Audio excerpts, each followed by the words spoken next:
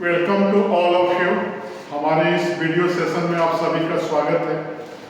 आज के इस वीडियो सेशन में हम लोग इंक्रीजिंग एंड डिक्रीजिंग फंक्शन के बारे में डिस्कशन करेंगे कि किस फंक्शन को इंक्रीजिंग बोलेंगे और किस फंक्शन को डिक्रीजिंग फंक्शन बोलेंगे। तो मैं इसके लिए एक टेबल बना दे रहा हूँ और टेबल के थ्रू मैं इसको डिफाइन कर दे रहा हूँ, जिससे आप लोग को समझने में भी आसानी होगी।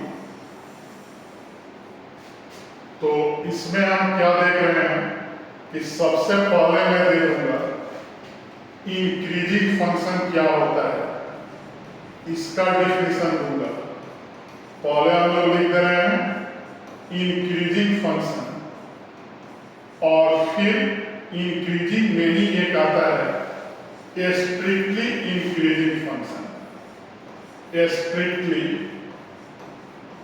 इंक्रीजिंग फंक्शन, और फिर लिखेंगे कि डिक्रीजिंग फंक्शन क्या होता है।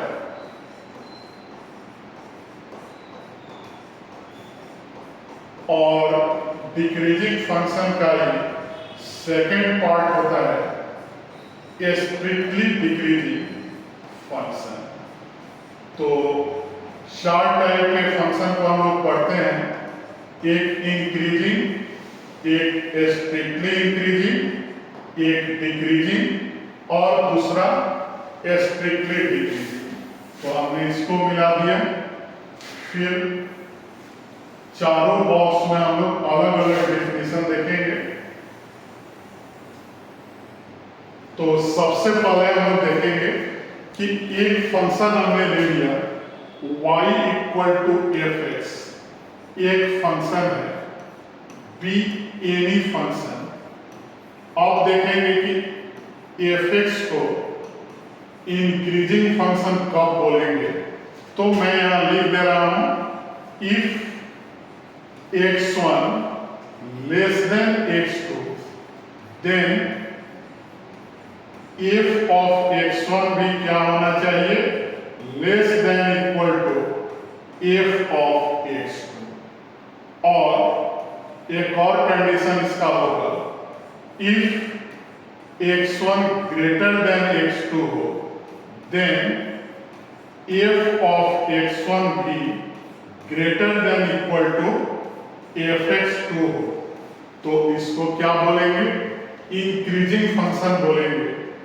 और अगर डिफरेंशिएशन के रिस्पेक्ट में चले तो f dash x greater than equal to क्या होगा, 0 होगा। इसको याद रखना है। तो हमारा फंक्शन क्या होगा, इंक्रीजिंग फंक्शन होगा। अगर स्ट्रिक्टली इंक्रीजिंग में चले तो if x1 less than x2 then f of x1 less than fx2 होगा। इसमें इक्वल टू नहीं आएगा। और if x1 greater than x2 हो then f of x1 greater than क्या होगा, f ऑफ x2। और f dash x simply greater than 0 होगा, या इक्वल टू का यूज नहीं करेंगे। और उसी तरह डिक्रीजिंग फंक्शन में चले तो फिर यही इसी टाइप से लिखेंगे x1 less than x2 then f of x1 greater than equal to होगा, मतलब कि उसके उल्टा होगा। और फिर देखें इसमें तो if x1 greater than x2 then f of x1 less than equal to f of x2। और f dash x less than equal to 0। तो फंक्शन को क्या बोलेंगे, डिक्रीजिंग फंक्शन। और स्ट्रिक्टली डिक्रीजिंग देखें तो if x1 less than x2 then f of x1 क्या होगा, ग्रेटर देन होगा, इक्वल टू का यूज यहां नहीं करेंगे। और if x1 greater than x2, then f of x1 less than क्या आएगा, f of x2। और डिफरेंशिएशन में लिखें तो f dash x less then 0, तो इसको हम लोग क्या बोलेंगे, स्ट्रिक्टली डिक्रीजिंग फंक्शन। तो हमने 4 रो के हेल्प से इंक्रीजिंग, स्ट्रिक्टली इंक्रीजिंग, डिक्रीजिंग और स्ट्रिक्टली डिक्रीजिंग फंक्शन को डिराइव किया। और एग्जांपल अगर इंक्रीजिंग का देख ले तो मैं एक फंक्शन ले रहा हूं f(x) equal to sign x। तो यहां लिखें कि 0 डिग्री का एंगल 90 डिग्री के एंगल से छोटा होता है, तो साइन 0 का भी वैल्यू क्या होना चाहिए, साइन 90 से छोटा होना चाहिए।